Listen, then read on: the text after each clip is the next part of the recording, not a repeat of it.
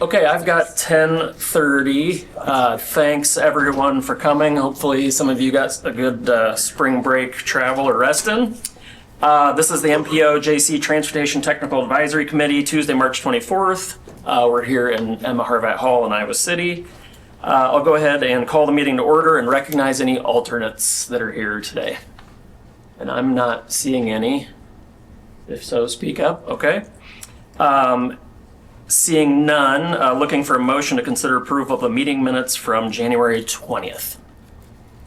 Motion. Motion, is there a second? Any discussion? All those in favor say aye. Aye. Opposed, same sign. Motion carries, thank you. Moving on to agenda item number 2, public discussion of any item not on the agenda. I've got just a couple quick things. I don't see Matt here, but you'll probably remember last meeting, we designated Matt Berkey from the Bike Iowa City to be the new liaison here at this meeting. I thought Matt would be here, but I'm not seeing him yet. He's at the Bike Summit in DC. Oh, okay. Thank you, sir. The next thing I wanted to mention is at 11 o'clock, there will be a severe weather drill that I did not know about until a few days back. So we will ignore it, but they'll come on and they'll tell us there's a severe weather drill. We would normally obviously go downstairs, but we'll ignore that. So that'll happen at 11 o'clock. And then the last thing is Tom Martinez with Greater Iowa City's here and just wanted to introduce himself quickly. Yeah. Hello, everyone. My name is Tom Martinez. I'm a program manager with Greater Iowa City, covering community and workforce developments, and happy to sit in on the meeting. Thanks, Tom. Anything else from the public or anything else the committee would like to discuss that's not on the agenda? Okay. Seeing none, moving on to agenda item number 3, which is a presentation on the Safe Streets and Roads for All SS4A Safety Action Plan. We've got Mindy Moore here with HDR on the screen, and Mindy can further introduce herself and lead us through our presentation for the day. Morning, Mindy. Great, thank you. I'm gonna share my screen here.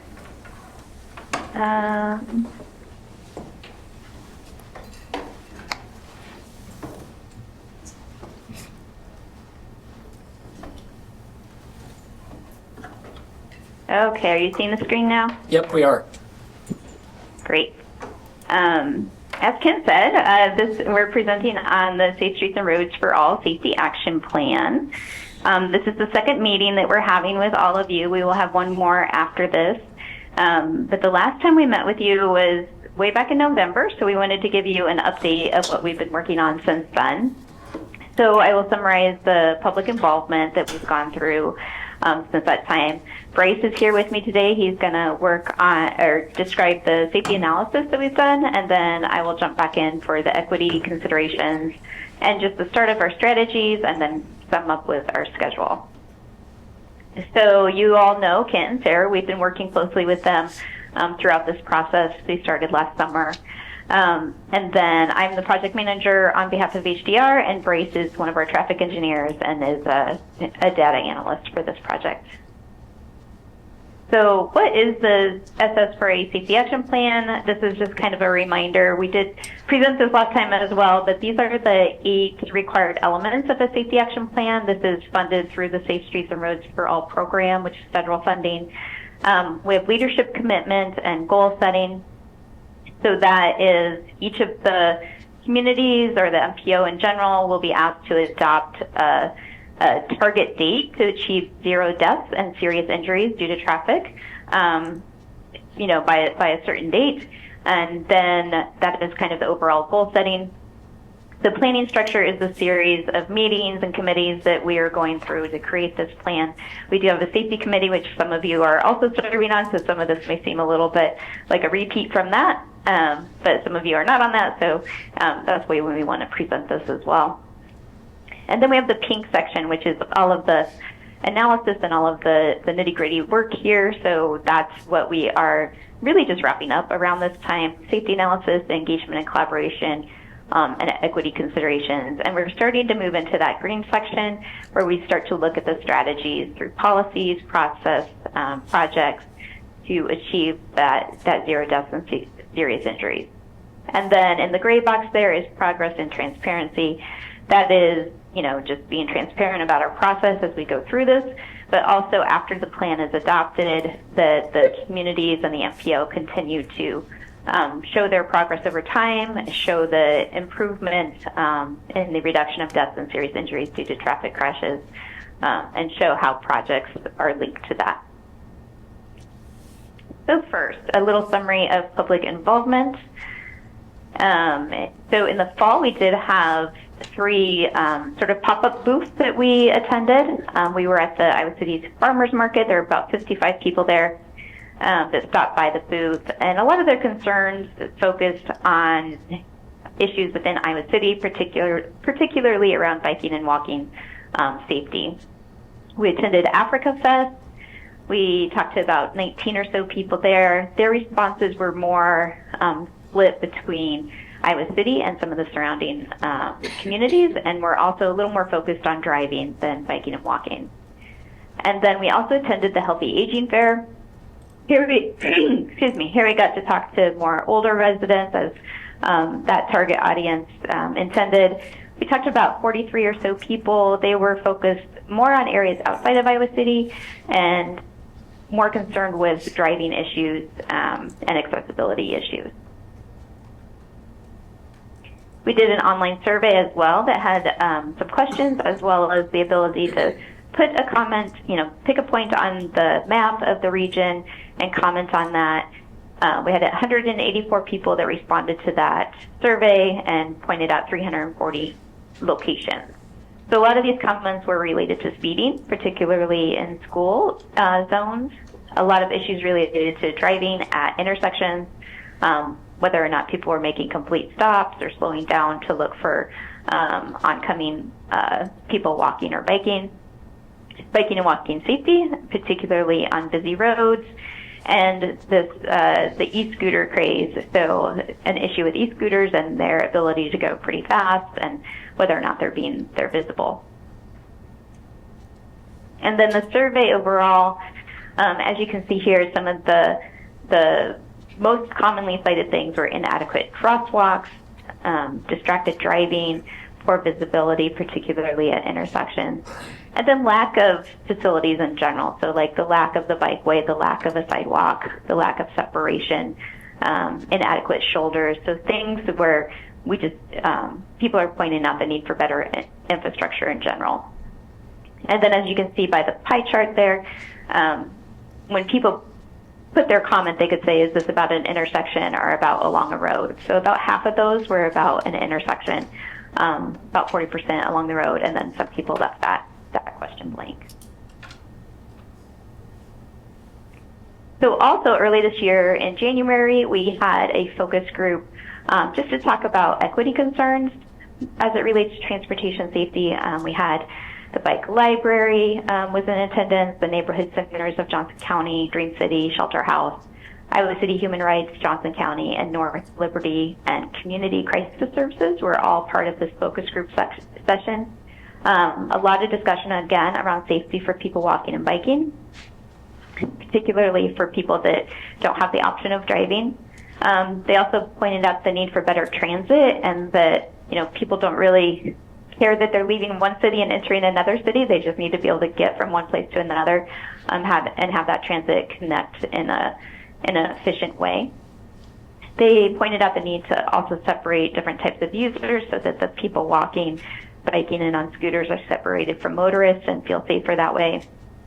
Safety at night. So a lot of the populations are moving around in the nighttime, and so those darker conditions make visibility more difficult. And then also some issues related to translation for limited English proficiency populations, and better visibility at intersections. And you'll see this sort of intersection theme come up in a lot of what we talk about.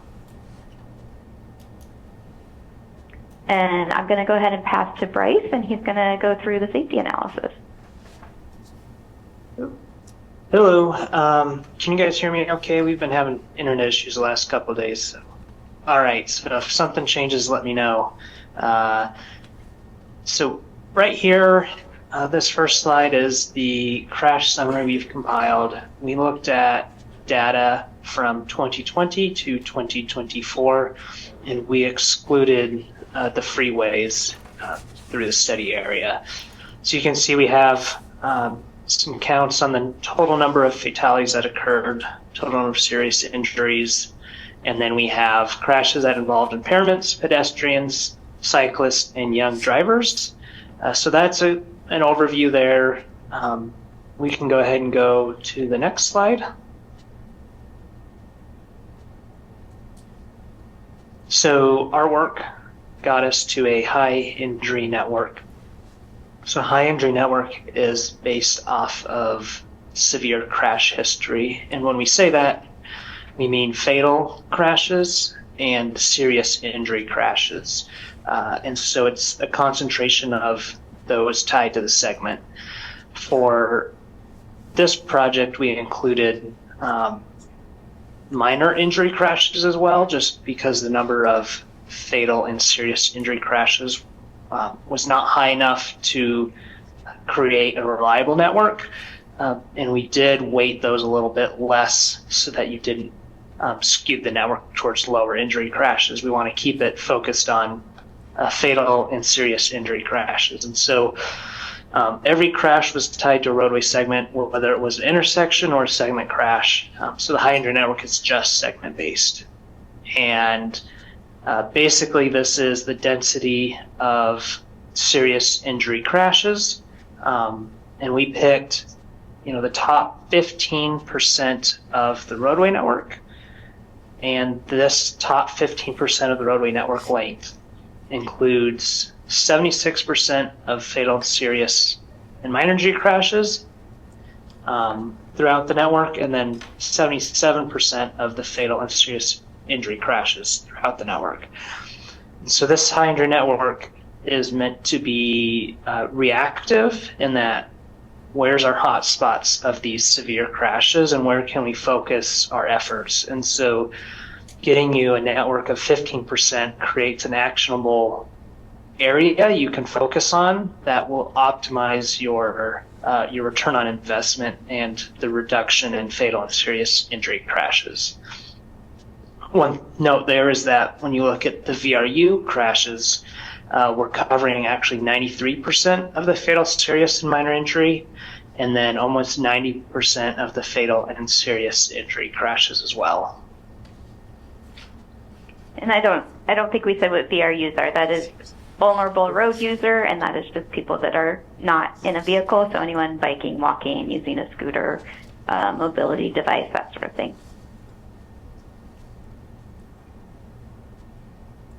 Okay, so now we're shifting gears to a risk factor or risk network. And so this is different than the high injury network. So that high injury network is very reactive in that you're looking at your fatal and serious injury crashes, where those happened, and you're targeting those locations. For the risk factors, we want to try and create a more proactive approach in that, hey, where are we potentially going to see fatal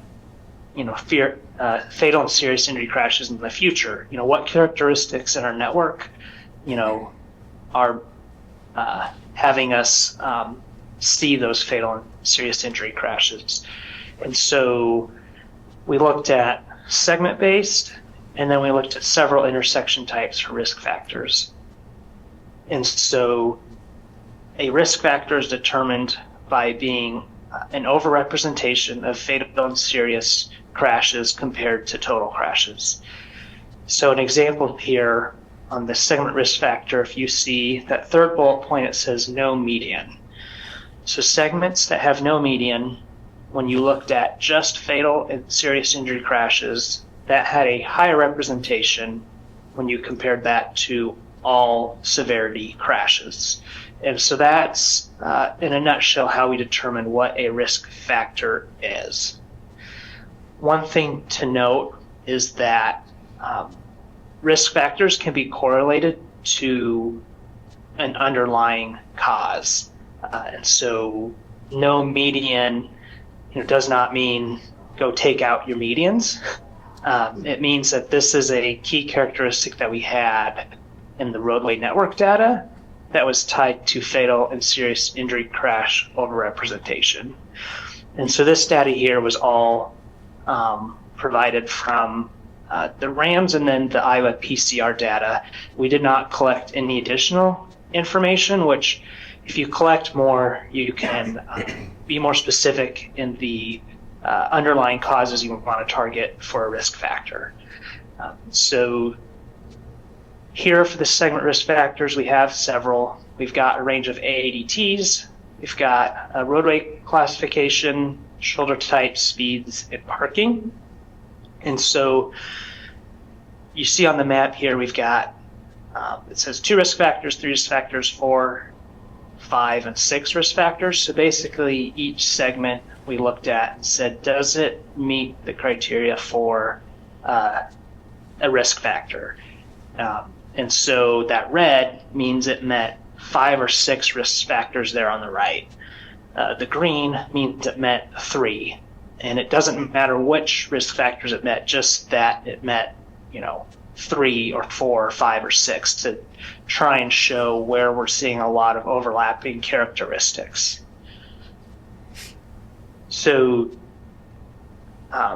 one thing to note as well is this low speed there is a good example of underlying characteristics.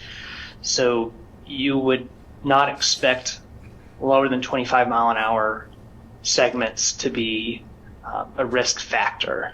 But we found that this correlated a lot with locations that had those vulnerable road user or the non-motorist crashes. And so this is a great example of don't raise the speed limit because this says so, understand that, hey, this is really targeting non-motorist areas, and that's what we're gleaming from that. So the first intersection type we looked at is the signalized intersections. So you can see undivided, we have 3 legs, and then we have low and high speed. And so again, low speed is an underlying characteristic for non-motorist crashes or potentially other characteristics in the network. Not necessarily that low speed means that's why it's a risky network.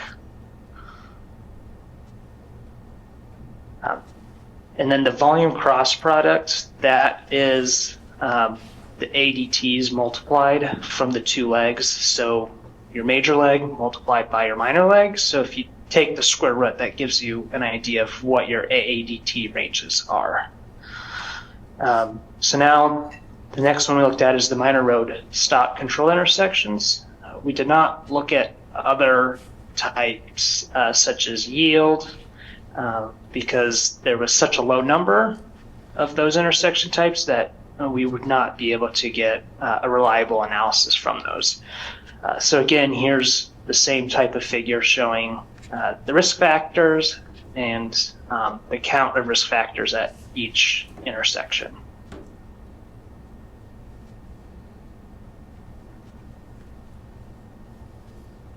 We wanted to look at how the high injury network compared to the public comments.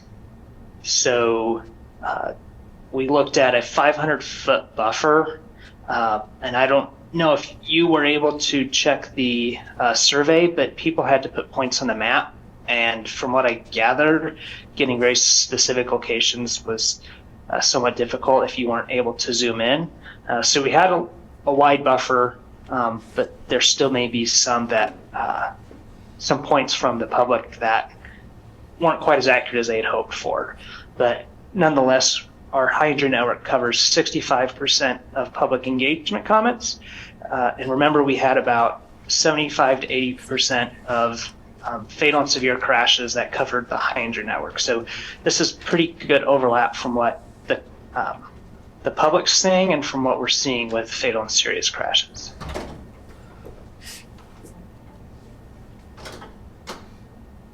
We wanted to do the same thing for the risk network. So again, we used a 500-foot buffer. As you can see, the overlap, which is 57% of public comments on our highest risk networks, is lower than the high injury network. And that's to be expected because our risk factor network includes locations based on characteristics, not crash history. And so you're going to have locations that are listed as high risk that have not seen a crash history yet. So this falls in line with what we would expect to see.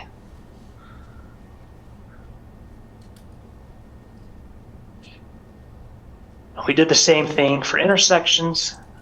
We did both the signalized and the minor road stop control and wanted to compare the overlap. As you can see, 20% overlap on intersections. Again, this is difficult for the public to pinpoint a very exact location, but between that segment and intersection risk network, we had pretty good overlap of public engagement.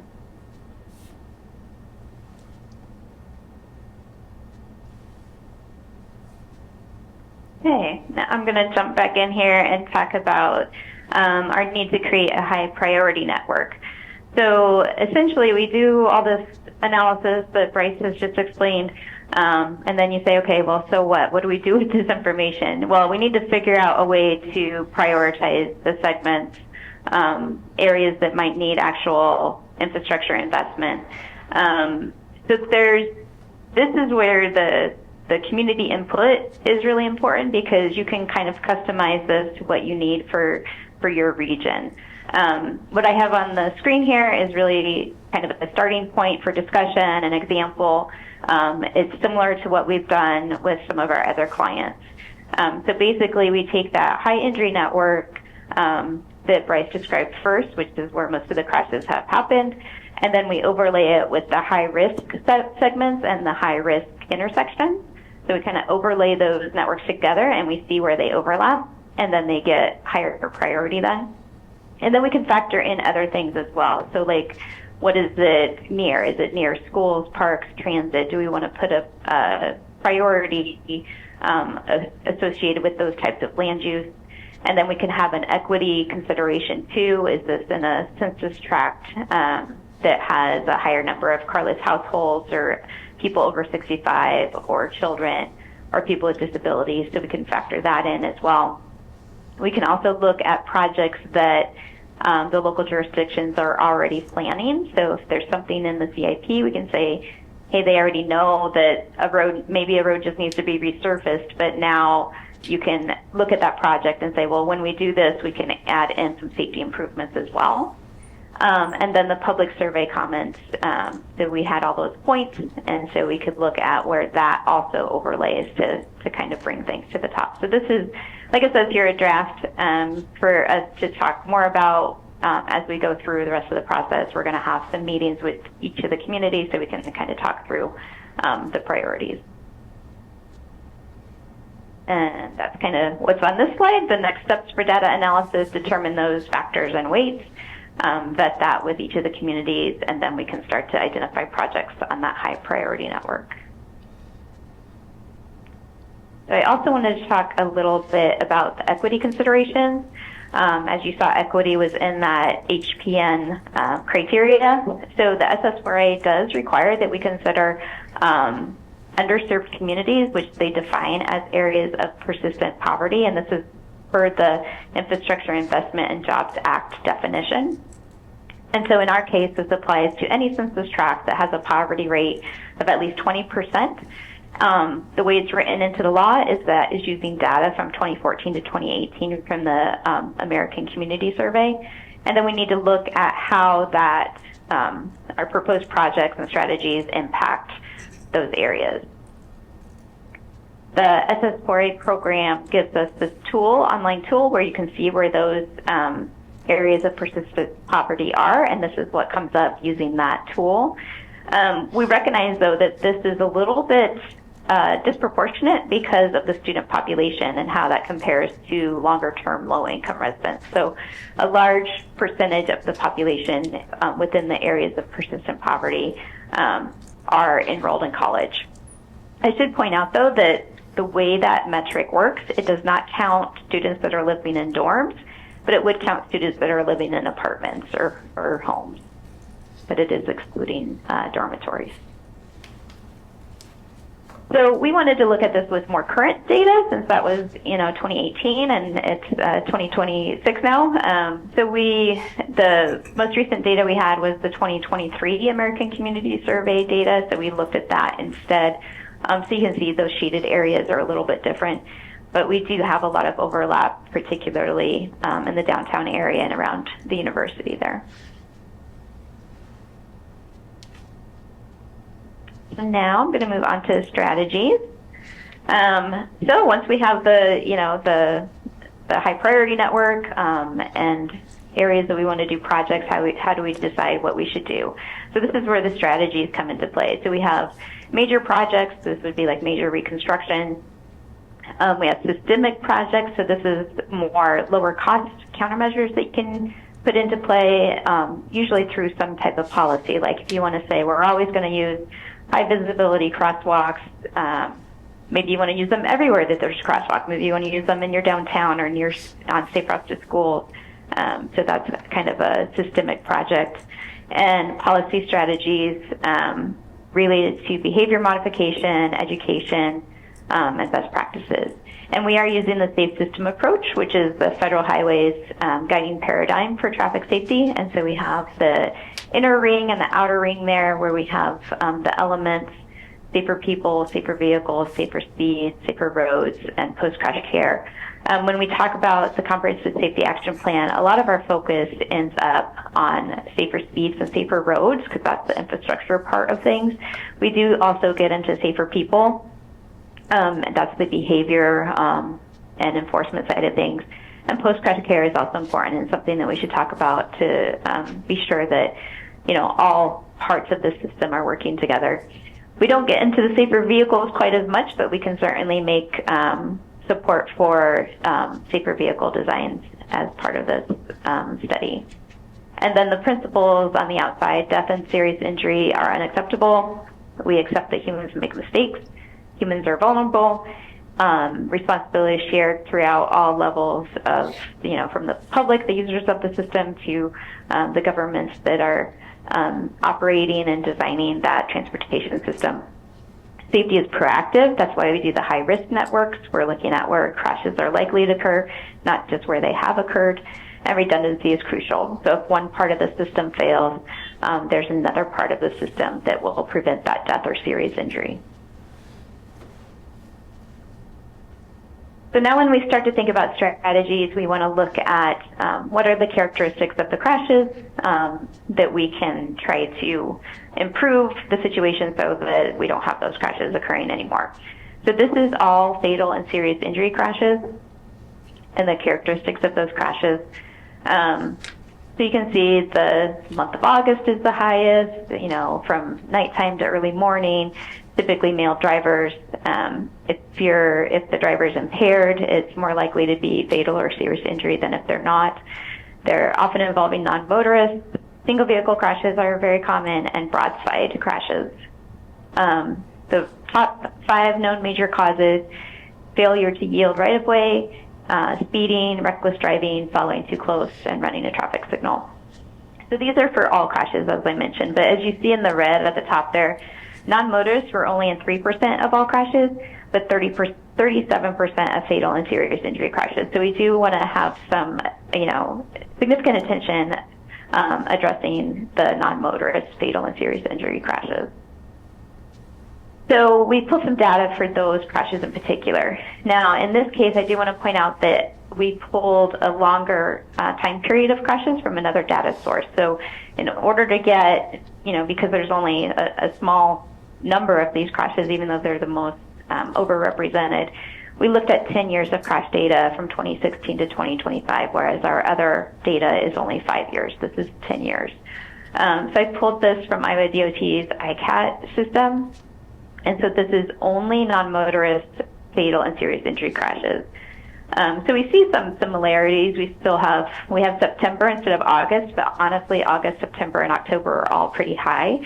The late afternoon, evening hours, again, male drivers, younger drivers, The non-motorists were a mix of that 21 to 24-year-old range, which is likely your university population rate, but also the 45 to 49 non-motorist age. Pedestrians are more likely than cyclists, but there are more pedestrians, so that makes some sense. There's that 25-mile-per-hour road. And then influence of drugs or alcohol, only about 1.9% of the motorists were under the influence and about 8.6% of the non-motorists in these cases. Driver contributing circumstances, driving too fast, failing to yield to a non-motorist, and failing to yield on a turn. And the non-motorists, what were they doing? Improper crossing, failure to obey, or not visible. I should point out, though, that in both cases of the driver and the non-motorist, most of the time no one's doing anything wrong. So about 39% of the time the driver did no improper action, and about 35% of the time the non-motorist did improper action. So sometimes, you can't always blame the behavior. I wanted to put this slide in here too because we've talked about intersections off and on, and as you can see when you look at the location of where a fatal or serious injury crash has happened for a non-motorist, the vast majority of the time it's in an intersection. So we have the light blue intersections and the dark blue mid-block crossings. So similar circumstances are impacting a lot of these types of crashes. So strategy-wise, what do we do about that? The Federal Highway Administration has proven safety countermeasures, particularly for non-motorists, and this really focuses on either improving visibility or separating the non-motorist in space or separating the non-motorist in time. So separation in space is when you have that dedicated space. You have a dedicated bike lane, the pedestrian refuge, road diets that provide bike lanes and sidewalks, walkways, all of that sort of thing. Improving visibility would be the crosswalk enhancements. Rectangular rapid flashing beacons are improving visibility. And then separating in time would be the pedestrian hybrid beacons, because then you have a dedicated time to cross, and leading pedestrian intervals, which allow the pedestrian to enter the intersection before the motorist. So those are some of the proven safety countermeasures. But we also have speed to consider, because remember, speeding was part of the contributing causes as well. The proven safety countermeasures from FHWA really only address setting the speed limit and speed safety cameras for enforcement. Where this starts to kind of fall short is they don't really address the design of the road to encourage more proper, appropriate speed. And that kind of brings us to the next part of planning and policy, and what are the communities doing to kind of go beyond just setting the right speed limit or enforcement of that speed limit, using complete street policies to make sure we have all those spaces on the road for everyone, doing your active transportation planning to plan that network. And we put street design standards other than SUDOS, not intending to mean that SUDOS is bad, but to look at additional guidance from AASHTO or NACTO that might go beyond what SUDOS does right now. So when you start to get into some of the AASHTO design guides and the NACTO design guides, we can start to see some of those other tools that can be used to slow traffic to more appropriate speeds. So we have here also speed management issues, so traffic calming, narrower travel lanes, tighter turning radii. Those are the types of things that can help, through design, have those motorists travel at a slower speed. In addition to some of the other things, feedback signs and that sort of thing are good as well. And as you can see, 20 is plenty. The 20 in the heart there is sort of a movement that indicates that 20 is fast enough in areas where there are a lot of people walking or biking in those shared spaces like you have in downtown Iowa City as well. There is enforcement as well, and increased police patrol, mobile speed radar units are important too. And high visibility is a type of enforcement where the police go to high crash locations. Saturation patrol is used to deter more during special events or holidays, that sort of thing. And integration is integrated enforcement is really when you're pulling over for one reason and maybe issuing citations for multiple reasons. The example there on the right is from the city of Des Moines. They did a crosswalk safety enforcement project, and basically during that time, in about 2 hours, they issued 28 citations for 22 vehicles that failed to yield to pedestrians.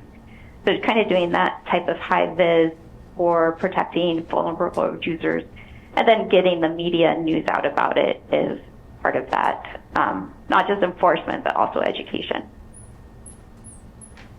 And speaking of education, there's less enforcement-based methods for that. So this is a great example I like to use from Missouri, and this was done with the help of the Missouri Department of Transportation, but really started by the city of Springfield. And it is just called Safe Across, and again, talking about crossing. As we noticed in the data, most of those crashes and concerns are at intersections or crossing the street for vulnerable road users. And this program that they did through education, a lot of targeting around schools and children, they did see driver compliance increase from 25 to 50%, so that's a pretty significant increase. And to wrap us up schedule-wise, so we are just ending March here. We are going to have another safety committee meeting coming up in April, and we're going to do an online open house. We'll also have a few more pop-up engagement booths, mostly in May, and maybe May and June, and then have those stakeholder meetings with the cities when we're talking about that high priority network and how to nail that down so that we can do our draft plan, which has to be submitted in July. So again, here's our next steps over the next 3 months. Having our safety committee meeting and online open house in April, engagement booth, and some city and stakeholder meetings in May and June. And with that, if there are any questions, Bryce and I can try to answer them.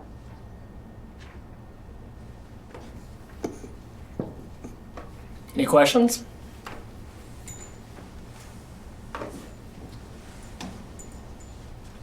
Thanks, Mindy. Thanks, Bryce. Appreciate it.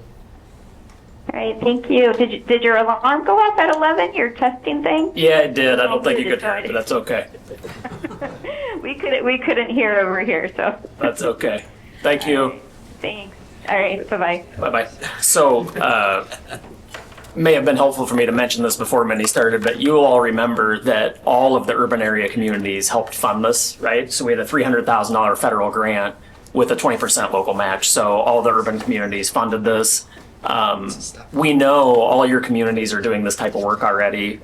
You all, I think, know that the MPO is doing some of this work already, but obviously the work that HDR is doing is a lot more in-depth and comprehensive than anything we've ever done. So the idea when this is all said and done, of course, is to have that high priority network, have our hotspots, and try and go in and actually correct some of those issues with a lot of the countermeasures that Mindy talked about. And again, because we do some of this work, I think we have a handle on it, but at the same time, I think it'll be immensely useful to us just to go into some of those spots that we're unaware of. And then, of course, they're going to give us some countermeasures that I think we might struggle with, at least a little bit locally, or not have a lot of experience with. So all that said, more exciting stuff to come. And Mindy had mentioned you guys all hear from Mindy one more time, I think, before the project's done later this fall for the most part. Any questions? Okay, moving on to the next agenda item, number 4, consider a recommendation to the Urbanized Area Policy Board regarding locally determined projects for the MPO FY27 Transportation Planning Work Program. I had mentioned to you all at our last meeting that each spring we compile a list of Transportation Planning Work Program projects for the upcoming fiscal year.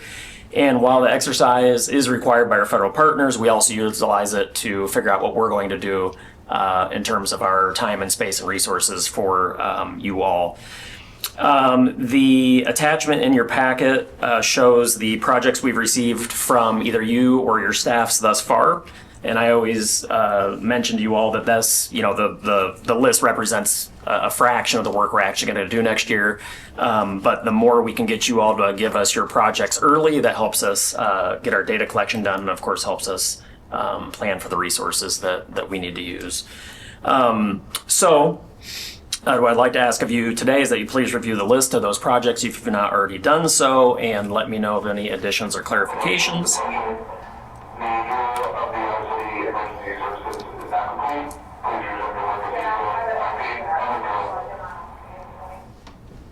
I don't think I would understand what they're saying even if I didn't know it was a weather drill. So getting back to this, so what I'm hopeful that you can do is look at that list and, let me know of any additions or clarifications.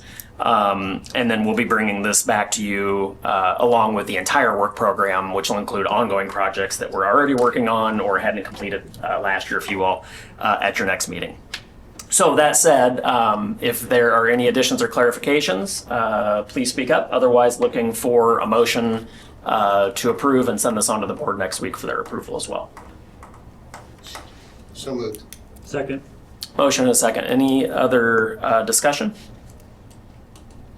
All those in favor say aye. Aye. Opposed, same sign.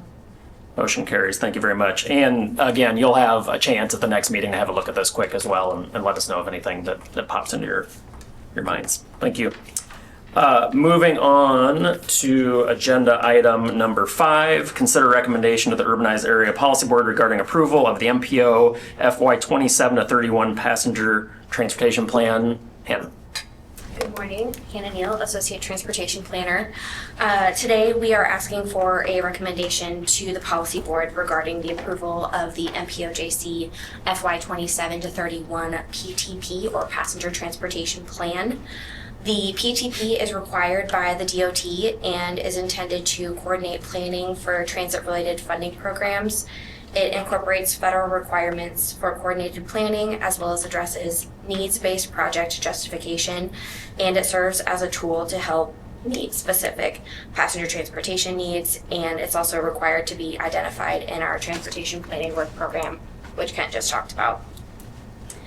MPOJC is required to adopt a new PTP every 5 years, and again, this one covers FY 27 to 31. And in the years between the required updates, we provide the DOT with agendas and minutes from the Johnson County Seats Paratransit Advisory Committee and also from the Johnson County Mobility Coordinator Advisory Committee. These committees, along with the Johnson County Livable Communities for Successful Aging, have connections with local human services and transit agencies, and members of these committees reviewed and provided input to update the PTP. The committees reviewed the status of past priorities and recent developments and developed a list of service, fleet, and facility needs, priorities for the next 5 years and beyond, and goals and objectives for the FY 27 to 31 plan. In these meetings, past priorities, updates on the last 5 years, recent developments, and anticipated needs, goals and objectives for the next 5 years have all been established. The update was sent to the PTP committee, including transit managers and Iowa DOT for comment, and the public comment period for this document is currently underway. It will wrap up next week. If you have comments, please reach out to me. Based on discussions with the committee members, late night and weekend services for both fixed route and paratransit, facilities and technology, training and education, and regional service options remain the top priorities.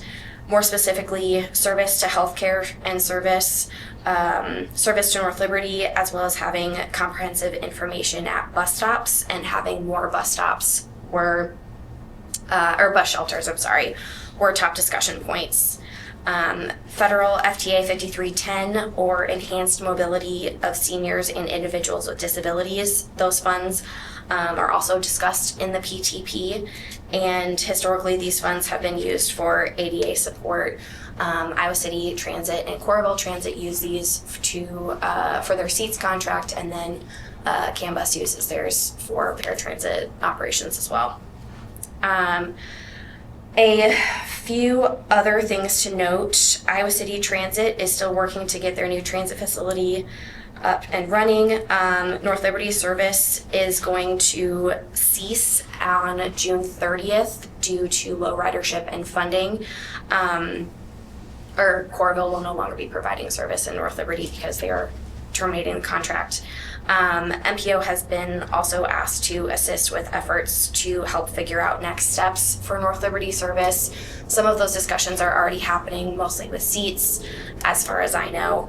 And those are ongoing discussions. So all of this being said, today we are asking for a recommendation to the policy board for the approval of this PTP. If you have any questions, feel free to ask, or transit managers, please chime in.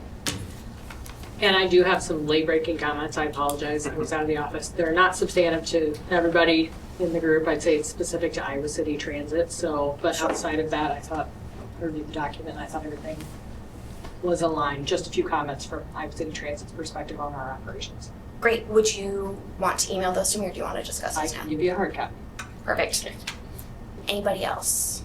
And the PTP itself wasn't included. It's something like 200 pages long when you add up all the different schedules of the 3 different agencies and the public comment. But suffice it to say, it's available with the link there in your memo. Yes. Any questions or comments? Aside from Darian's addition? Motion to approve? So Motion is there a second? Motion is second. Any further discussion? Those in favor say aye. Aye. Opposed, same sign. Motion carries. And we will include the comments, Darian, as they move on to the board. Moving on to agenda item number 6, an update regarding the MPO FY27 transit program of projects. Great. Still me. So this is just an informational update. I'm not asking for a recommendation to the policy board. So Coralville, Iowa City, and CANBUS are all programming projects for their FTA FY27 funds. These will be included in the DOT FY27 Consolidated Transit Funding application that MPOJC completes for each transit system. And these are projects that are also going to be included in our FY27 to 30 Transportation Improvement Program, RTIP. Not every project listed in the program of projects will be funded. However, to be eligible for federal funding, these projects must be included in the program of projects, and the program of projects is tied directly to our TIP. Projects included, and they should be in your packets as well if you'd like to review. Projects included are buses, equipment, facility funding, operations, 5310, and other transit-related items. This information will be included again in the draft 27 to 30 TIP, and this will also be presented to you at your May meeting. All 3 transit agencies will hold public hearings and have their program of projects approved as part of the consolidated funding application process, and the CFAs are due May 1st, so we'll be coming back to you with these things pretty soon. Transit managers, if there's anything that you want to chime in on, specific projects or anything like that. Otherwise, this is just a general update. Any questions or comments? Thanks, Hannah. Moving on to agenda item number 7, update on the MPO long-range transportation plan revision process. Madeline.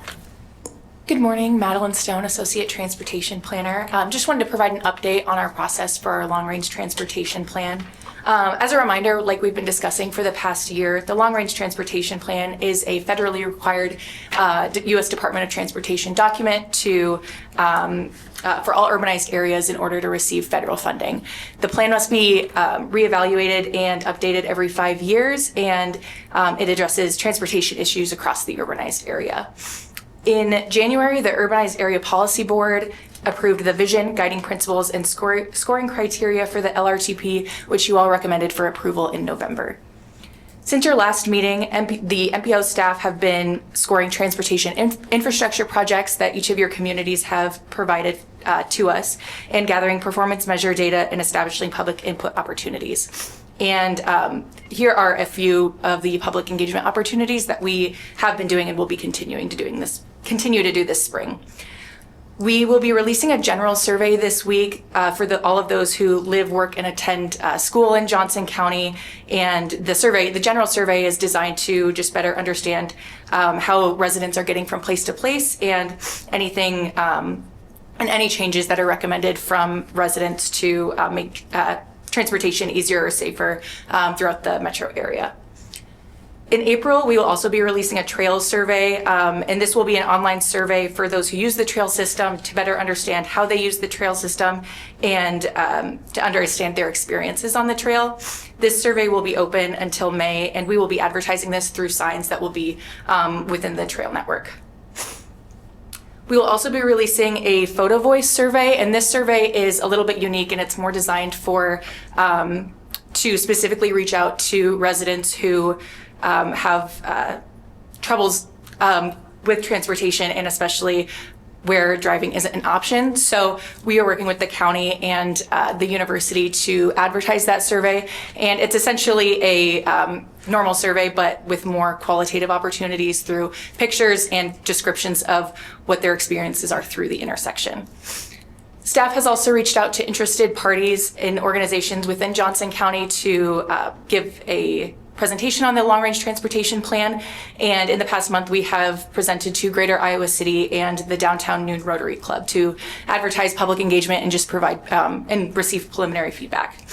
And we will also be releasing a student survey that will go out to the middle schools and high schools. And I had just gotten word that that City High will be taking this survey, and that's just to better understand students and their experiences with transportation and what might help with their transportation needs as people who might not have access to vehicles. And then for our plan for the rest of the spring, we will be in for our next meeting. Our plan is to present sections of the long-range plan for your review. And I am happy to answer any questions. Any questions for Madeline about the process or where we're at?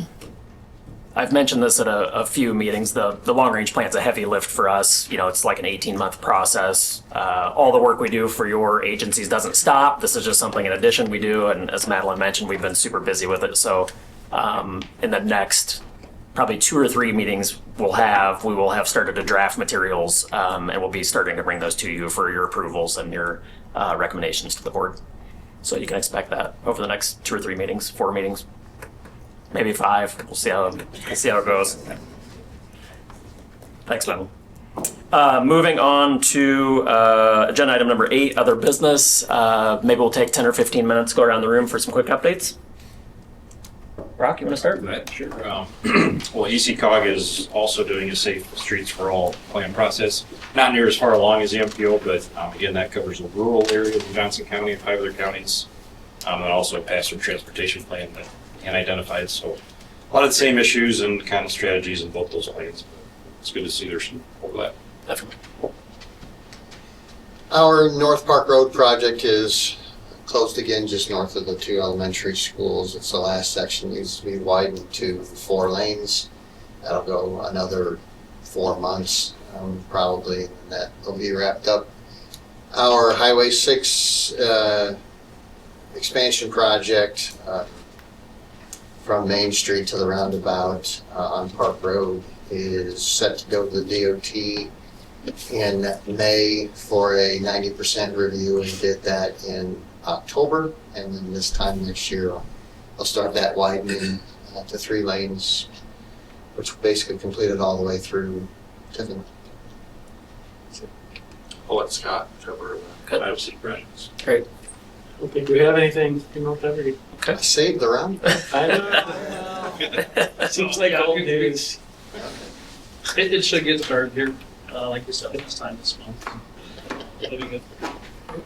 Moving ahead slowly with Melrose reconstruction in the area of Melrose, Gulfview, Poser. Should start to see some undergrounding of utilities coming up, boring for that. Trail system, they've started to plot a new multi-use trail system, what we call the Fisher Track, the wooded ravine on the north side. And this spring we're doing a sidewalk rehab for pedestrians throughout the whole town. We also have an RRFB going up on Sunset to help mostly the elementary school kids crossing to and from the elementary school, but also for pedestrian commuters. Just going to give a quick update on our Court Street project. We're started work on construction for year 2, which is from 7th to 2nd Avenue. And then we're also working on finishing up the work from last year, which is mainly sidewalks and some retaining walls and some driveways. So hopefully this year goes a little bit smoother. Last year was a bit of a struggle with some utility relocations, but hopefully we can make up some ground and finish up the project next year with work at the First Avenue intersection. So yeah. Run. Scott? This past week ago Monday, we started the last phase of our 5th Street improvements. So 5th Street is closed right adjacent to the Corville Public Library, and we would expect that to remain closed until mid-June. So, of course, yesterday we discovered an ancient 3x5 box culvert that none of our previous maps showed anything, so another change order. Yeah. No surprise. Yeah. So that's underway, and then tonight we hope to award, or planning to award, the contract for the Heartland Drive Commerce Drive roundabout, which again is at the southerly driveway at Costco, and then we've been doing tree felling related to Forever Green Road Extension Phase 1 to beat the Indiana bat habitat period. So, and then I'll mention, I think many of you know, but Deputy City Administrator Ellen Hobble is leaving the city at the end of this month, and she's going to be the Executive Director at ECICOG. So she'll still be around. I did not know that. Yeah. That's great. All right, so I think I shared at our last meeting that we've been hot and cold with the federal government over our $23 million grant for a new transit facility and 4 electric buses. And of course, the federal government asked us to ask them to change the propulsion type of the buses that were coupled with that project. They were electric buses, so we did ask them formally to change from electric to hybrid diesel. And then we've been waiting for months and months and months and months, kind of in limbo. And we did just get word 2 weeks ago now, I think it has been, for the 3rd time that we received the grant. And we got it in writing. It is not yet obligated, so I will sleep better at night in a couple of weeks when we can get to that point. But that's been a whole ordeal for the last year, so we're happy to get some movement on that. Other good news is that we, as of yesterday, or as of today, we submitted a purchase order for 11 heavy-duty diesel buses. We're in desperate need of buses at this time, and so we were able to get that in prior to the end of the month, which was a big deadline for us. And with thank you very much, Hannah, and the help of the MPO to get that rush order in. We are also continuing with design with the joint transit facility and maintenance equipment facility. It'll be, Ron's department will be co-located at the same location, so we're happy to keep moving that project along. We're approaching 30% design. We're hoping to have NEPA sign off within the next week or two, again, to get to obligation, get a signed agreement with the Federal Transit Administration. So, and Dawn's gone. She would have cheered for this too, but we also submitted a purchase order last month for 8 new paratransit vehicles as well, and we have 2 that should be coming any day now, so that'll be 10 new vehicles for our 10 out of 14 new vehicles for our paratransit services, which will be cheered both from the seats side of things operationally, but also from our maintenance team. They're going to be really excited to get those in. So good news with our fleet. Dawn was excited. She mentioned the buses to me before the meeting. Okay. Yeah, she is excited. Yeah. So from the university side, last November we were selected for a low-no grant to get 6 hybrid buses to replace 6 diesel buses that are 2008 and 2009 models. Just received confirmation from the FTA a couple of weeks ago we can move forward with that purchase, so we started that conversation with Gillig to get those 6 buses on order. It's looking like an 18-month lead time on getting those, so we're hoping to see those by the end of 2027. And then similar boat as Iowa City, our facility and bus grant has been tied up at the federal level, we're at 100% design. From the university's perspective, we're ready to bid this thing as soon as FDA says, here's a signed contract. We also had to request to change our buses in that project from battery electric into hybrid, and so we just got confirmation also a couple of years ago. We are approved to move forward with our project so long as we change it to a hybrid bus project, which we expected. So we have a meeting with our FTA Region 7 reps tomorrow to figure out where do things stand, what updates do you need from us so that we can move forward with that grant obligation and get this project bid. So that's it for us.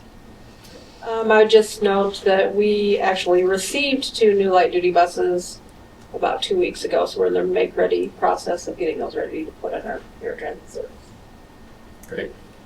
Well, Darian laid a lot out there. She forgot though, we're evaluating proposals right now for a bus stop and improvement plan. So they'll be doing full inventory of our bus stops and essentially give us a schedule of what we should do, what we could do to improve bus stops, ADA, shelters, a number of different things. So we're evaluating those proposals right now to get that awarded soon and start that process. So that'll be another big project that we'll be working on this summer. That's great. Anything else from the rest of the group? Good. Okay. Thank you, everyone, for attending. I really appreciate it. It's good to see everyone. Looking for a motion to adjourn. So moved. A second? Second. All those in favor? Thank you very much.